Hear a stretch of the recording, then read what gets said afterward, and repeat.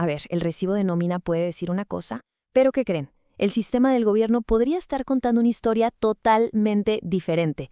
Y esa diferencia, ojo, tiene implicaciones enormes para el futuro financiero de cualquiera y, por supuesto, de su familia.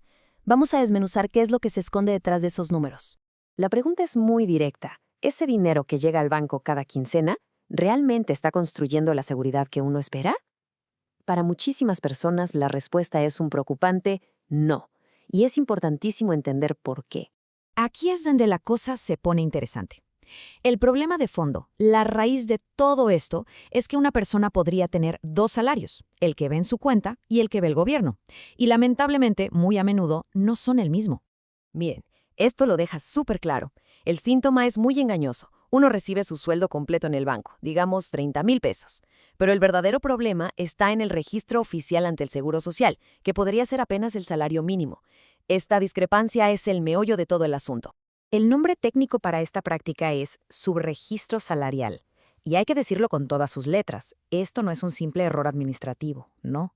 Es una acción deliberada para declarar un ingreso menor y con eso pues reducir el pago de las cuotas obrero-patronales.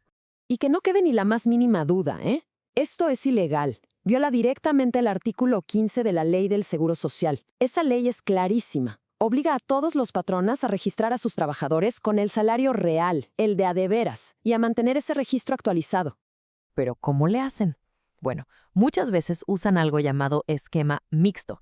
Es como un mecanismo oculto donde una pequeña parte del sueldo se paga por la nómina oficial y todo el resto se disfraza ya sea como honorarios, bonos, premios, cualquier cosa para evadir las contribuciones a la seguridad social.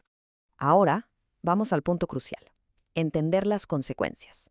Porque esto no es nada más un ahorro para la empresa. Es en realidad una erosión sistemática y súper peligrosa de los derechos y del patrimonio a futuro de cualquier trabajador. El golpe es por todos lados. Afecta la pensión, la protección en caso de un accidente, la seguridad de la familia si uno llega a faltar, la capacidad para comprar una casa y hasta el dinero que se recibe en una incapacidad por enfermedad.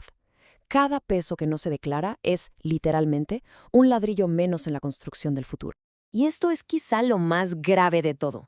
El impacto final puede definir si una familia queda protegida o completamente desamparada.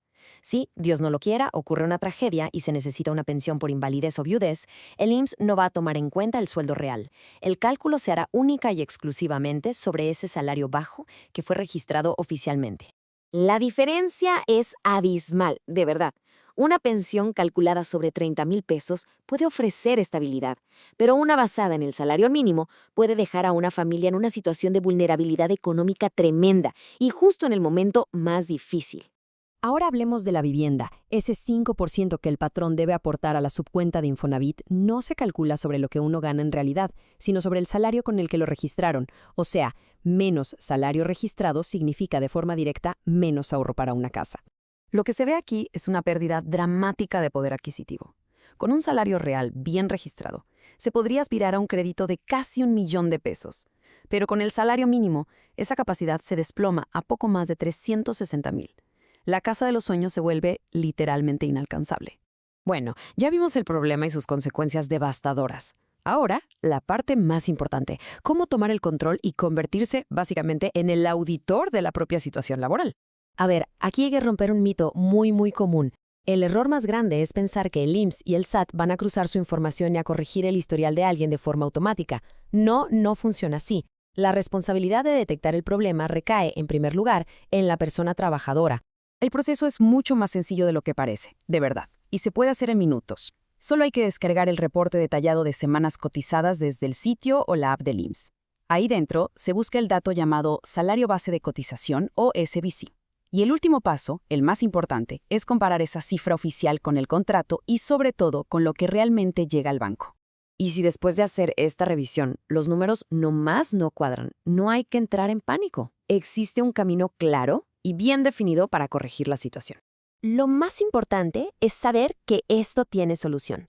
Detectar el subregistro es el primerísimo paso para poder obligar al patrón a que regularice todas las cuotas que omitió. Y, lo más importante, a que se restablezcan los derechos de forma retroactiva. Para esto, el IMSS tiene canales específicos y, muy importante, confidenciales. Se puede hacer por teléfono, por correo electrónico o yendo directamente a una subdelegación. Es vital tener a la mano comprobantes de pago y el contrato para que el caso esté bien respaldado.